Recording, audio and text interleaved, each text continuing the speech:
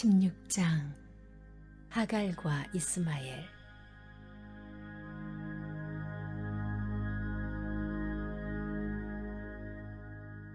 아브라함의 아내 사레는 아직 아이를 낳지 못했다. 그녀에게는 하갈이라는 이집트 여종이 있었다. 사레가 아브라함에게 말했다. 하나님께서 내가 아기 갖는 것을 좋다고 여기지 않으시니 당신은 내 여종과 잠자리를 같이 하세요. 내가 여종의 몸을 빌려서 대를 이을 수 있을지도 모르잖아요. 아브라함은 사레의 말을 따르기로 했다. 그리하여 아브라함의 아내 사레는 자신의 이집트 여종 하갈을 데려다가 자기 남편 아브라함에게 아내로 주었다. 이것은 아브라함이 가나안 땅에 산 지 10년이 지난 뒤의 일이었다. 그가 하갈과 잠자리를 같이 하자 하갈이 임신을 했다. 하갈은 자신이 임신한 것을 알고 자신의 여주인을 업신여겼다. 사레가 아브라함에게 말했다. 내가 이런 능욕을 당하는 것은 다 당신 책임이에요. 내가 내 여종을 당신과 잠자리를 같이 하도록 했지만 그 종이 자기가 임신한 것을 알고서 나를 업신여기지 뭐예요. 하나님께서 우리 중에 누가 옳은지 결정해 주시면 좋겠어요. 아브라함이 말했다. 당신이 결정하구려. 당신 종은 당신 소관이지 않소. 사레가 하갈을 학대하자 하갈이 달아났다. 하나님의 천사가 광야의 샘 곁에서 하갈을 발견했다. 그 샘은 수르로 가는 길가에 있었다. 천사가 말했다. 사레의 여종 하갈아, 여기서 무엇을 하고 있느냐? 하갈이 대답했다. 내 여주인 사레에게서 도망치는 중입니다. 하나님의 천사가 말했다. 내 여주인에게로 돌아가거라. 그녀의 학대를 참아내어라. 천사가 계속해서 말했다.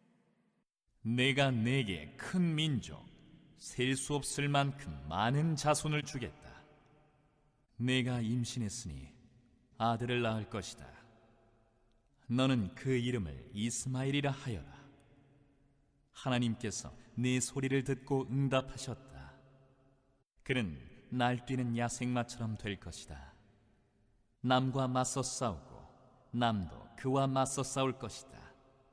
그는 늘 문제를 일으켜서 자기 가족과도 사이가 좋지 못할 것이다.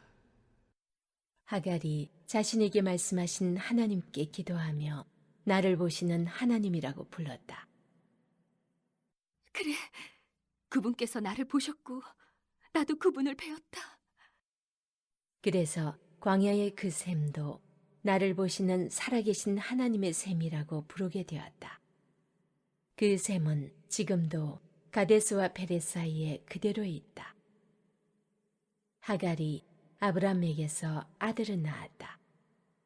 아브라함이 그 아이의 이름을 이스마엘이라고 했다. 하갈이 아브라함의 아들 이스마엘을 낳았을 때에 아브라함은 86살이었다.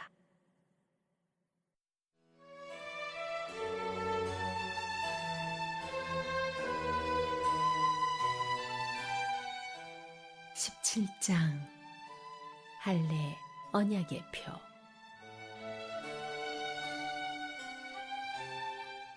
아브라함이 99살이 되었을 때 하나님께서 그에게 나타나셔서 말씀하셨다. 나는 강한 하나님이다. 너는 내 앞에서 흠없이 살고 온전하게 살아라. 내가 나와 너 사이에 언약을 맺고 네게 큰 민족을 줄 것이다. 아브라함이 압도되어 얼굴을 땅에 대고 엎드렸다. 하나님께서 그에게 말씀하셨다. 이것은 내가 너와 맺은 언약이다.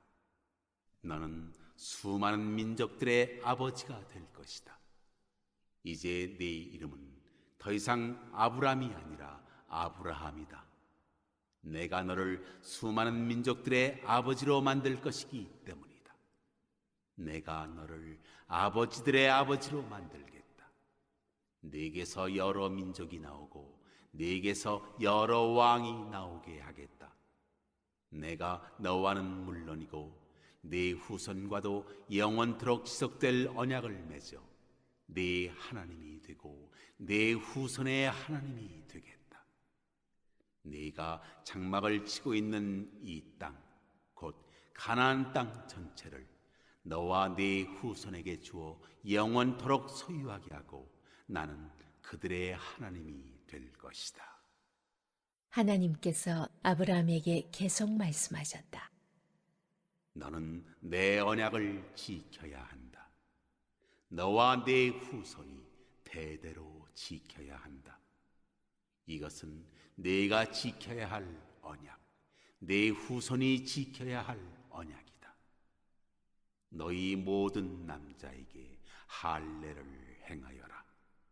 포피를 잘라내어라. 이것이 나와 너 사이에 맺는 언약의 표가 될 것이다. 대대로 모든 남자아이는 태어난 지 8일째 되는 날에 할례를 받아야 한다. 너희 집에서 태어난 종들과 이방인에게서 사온 종들도 너희 혈족은 아니지만 할례를 받아야 한다. 너희는 너희 자손뿐 아니라 밖에서 들여온 사람에게도 할례를 행해야 한다.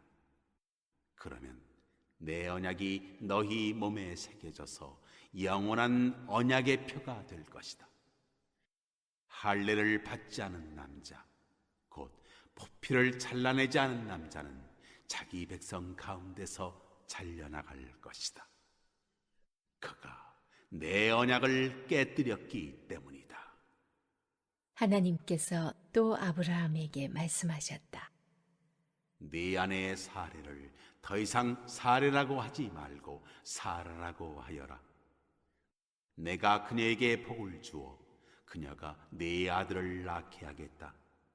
내가 반드시 그녀에게 복을 주어 그녀에게서 여러 민족이 나오게 하고 여러 민족의 왕들도 나오게 할 것이다. 아브라함이 얼굴을 땅에 대고 엎드린 채 웃으며 속으로 말했다. 100살이나 된 남자가 아들을 볼 수 있다고? 90살이나 된 사라가 아이를 낳을 수 있다고? 아브라함이 정신을 차리고 하나님께 아뢰었다. 이스마엘이나 하나님 앞에서 잘 살았으면 좋겠습니다. 하나님께서 말씀하셨다. 내 말은 그런 뜻이 아니다. 네 아내 사라가 아들을 낳을 것이다. 너는 그 아이의 이름을 웃음이라는 뜻의 이삭이라고 하여라. 내가 그와는 물론이고 그의 후손과도 영원한 언약을 맺을 것이다. 이스마엘 말이냐? 네가 그를 위해 기도하는 것을 내가 들었다. 내가 그에게도 복을 주어 많은 자식을 낳아 큰 민족을 이루게 하겠다. 그도 12 지도자의 아버지가 될 것이다. 내가 그를 큰 민족이 되게 하겠다. 그러나 나는 내년 이맘때 사라가 낳을 네 아들 이삭과 언약을 맺을 것이다. 하나님께서 아브라함과 말씀을 마치고 떠나가셨다. 그날 아브라함은 자기 아들 이스마엘과 집에서 태어난 종과 돈을 주고 사온 모든 종, 곧 자기 집안의 모든 남자를 데려다가 하나님께서 말씀하신 대로 그들의 포피를 잘라내어 할례를 행했다. 아브라함이 할례를 받을 때 그의 나이는 99살이었고 그의 아들 이스마엘이 할례를 받을 때 그의 나이는 13살이었다. 아브라함과 이스마엘이 같은 날에 할례를 받았고 그의 집안에 있는 모든 종도 그날에 할례를 받았다.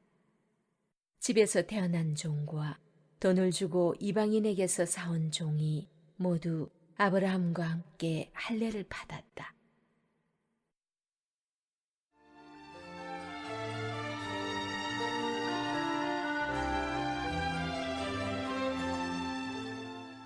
(18장) 하나님께서 아브라함에게 아들을 약속하시다. 하나님께서 마므레의 상수리 나무 숲 근처에서 아브라함에게 나타나셨다. 그때 아브라함은 장막 입구에 앉아 있었다. 몹시 뜨거운 한낮이었다. 아브라함이 고개를 들어보니 세 사람이 서 있었다. 그가 장막에서 뛰어나가 그들을 맞이하며 절했다. 아브라함이 말했다. 주님, 괜찮으시다면 잠시 이 종의 집에 머무시기 바랍니다. 물을 가져올 테니 발을 씻으시고 이 나무 아래에서 좀 쉬십시오. 제 곁을 지나가게 되셨으니 제가 음식을 가져오겠습니다. 원기를 회복하여 길을 떠나십시오. 그들이 말했다. 좋습니다. 그대가 말한 대로 하십시오. 아브라함이 급히 장막으로 달려가서 사라에게 말했다. 서두르시오. 가장 고운 밀가루 3컵을 가져다가 반죽하여 빵을 구우시오. 아브라함이 또 가축우리로 달려가서 살찐 송아지 한 마리를 골라 종에게 건네니 종이 곧 그것을 잡아 요리했다. 아브라함은 치즈와 우유와 구운 송아지 고기를 가져다가 그 사람들 앞에 차려놓았다. 그들이 식사하는 동안 아브라함은 나무 아래에 서 있었다. 그 사람들이 아브라함에게 말했다. 그대의 아내 사라는 어디 있습니까? 아브라함이 대답했다. 장막 안에 있습니다. 그들 가운데 한 사람이 말했다. 내년 이맘때 내가 다시 찾아오겠습니다. 그때에는 그대의 아내 사레에게 아들이 있을 것입니다. 사라는 그 사람의 바로 뒤 장막 입구에서 그 말을 듣고 있었다. 아브라함과 사라는 이미 나이 많은 노인이었고 사라는 아이를 가질 수 있는 나이가 훨씬 지난 상태였다. 사라가 속으로 웃으면서 말했다. 나처럼 늙은 여자가 임신을 한다고? 남편도 이렇게 늙었는데? 하나님께서 아브라함에게 말씀하셨다. 사라가 나처럼 늙은 여자가 아이를 갖는다고 하면서 웃는데 어찌 된 것이냐? 하나님이 하지 못할 일이 있느냐? 내가 내년 이맘때에 돌아올 텐데 그때에는 사라에게 아이가 있을 것이다. 사라가 두려운 나머지 거짓말을 했다. 저는 웃지 않았습니다.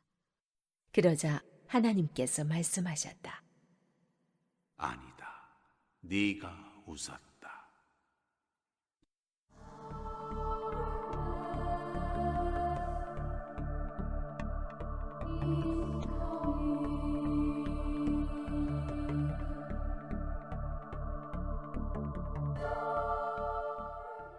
아브라함이 소돔을 위해 강구하다.